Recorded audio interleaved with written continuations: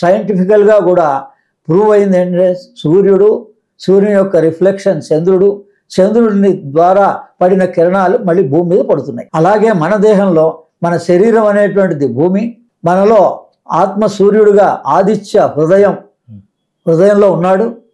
ఈ సూర్యుని యొక్క కిరణాలు మనం పట్టుకోలేము, అది చంద్రునికి రిఫ్లెక్ట్ అవుతాయి, అందుకని అది మనస్సు పట్టుకుంటుంది.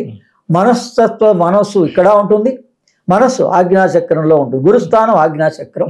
అందుకని ఇక్కడ మనస్సు అనేటప్పటికల్లా మనో బుద్ధి చిత్త అహంకారం అంటే అనాహత చక్రమేమో మనస్సుకి సంబంధించింది, నాభి మణిపూరం ఏమో బుద్ధికి సంబంధించింది, స్వాధిష్టాన చక్రం అడినల్ గ్లాండ్ ఏమో చిత్తానికి సంబంధించింది, మూలాధారం అహంకారం. అన్ని సమస్యలకి కారణం అహంకారం. అందుకని మన మూలాధారాన్ని చక్రాన్ని శుద్ధి చేసుకోండి అని చెప్పారు.